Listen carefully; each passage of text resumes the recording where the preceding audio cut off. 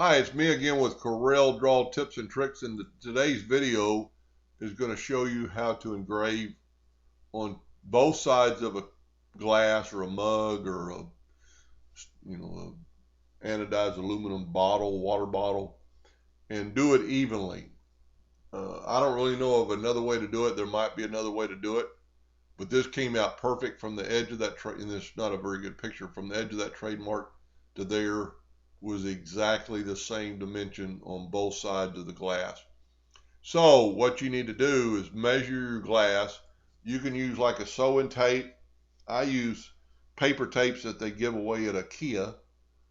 And this glass has a little lip on it, and it's going to really be riding past the wheels. So you need to measure like right down in there.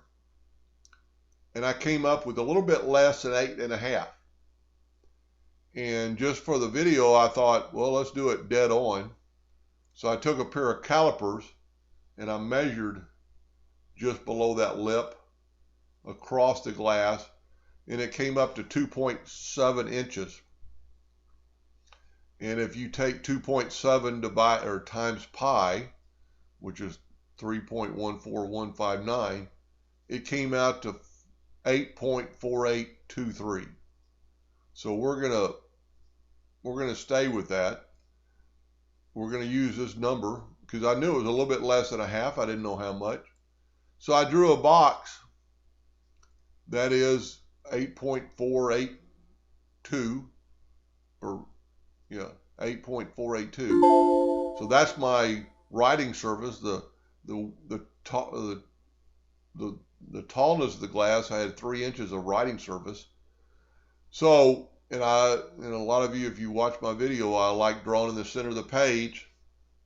So I have everything in the center of the page. I put an index line, and I just drew some crosshairs from the index line. Well, we'll draw one real quick. Delete that. Just take your 2-point line, go where it says node. Don't use the edge. Go to node. And then there's another node right there. Now, the first time you put, let's do this. Let's take away this line. Now there's not a node there. So the first time you put a line there, you're going to go from node, and it'll actually say midpoint. And then when you do this one, it'll go from node to midpoint. So but once you already have that one, it's going to call it a node. Anyway, so then I've got 2 crosshairs, and I put my logo. This is for a kid's kitchen deal, kind of a weird logo, but it's pretty neat. And then so I've got my logo perfectly centered, and as you can see, it's kind of hard. Let's click on the logo.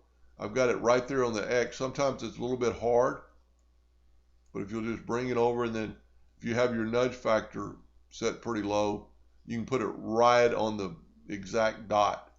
So then what I suggest do is take this is a 1-point line, set your nudge factor on 8.82, make you a duplicate of it, and move it down. Then select these 2 items. Now I'm sorry I don't have a laser hooked up to this computer, but then you go print and select, and I do everything center, and you'll see in the other videos coming up in just a second. And then what I did, I wrapped it in a couple of sheets of paper and then some blue painter's tape, and I ran it at 100 speed and about 10 power. So it engraved this line, and then it turned the glass 360 degrees around, and it engraved this line, and it's dead on. It engraves it right on top. So then you know your measurements are right and your logo is going to fit perfectly. So in the next video, on some other ones I've done, and I've just used the red dot laser pointer. Then I realized some people might not have it, and on a small glass like this, sometimes or every time I tried to stop it, it was off the glass. So, if you're fortunate to have a long glass and you can stop the laser right in the middle, then you can mark with a magic marker, or if it's a piece of wood, you can mark it with a pencil. and then with the laser stop, then hit go again, it'll turn around and it'll laser right on top of your mark if you're right. So stay tuned for the other videos, and hope that helped, and thank you for watching.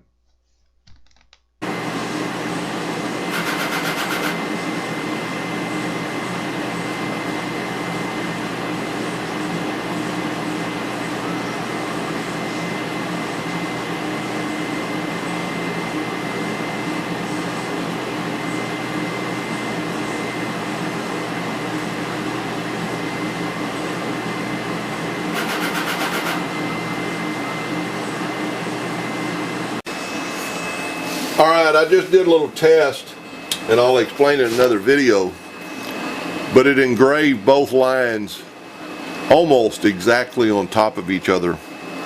I don't know for sure if you can see that in the video,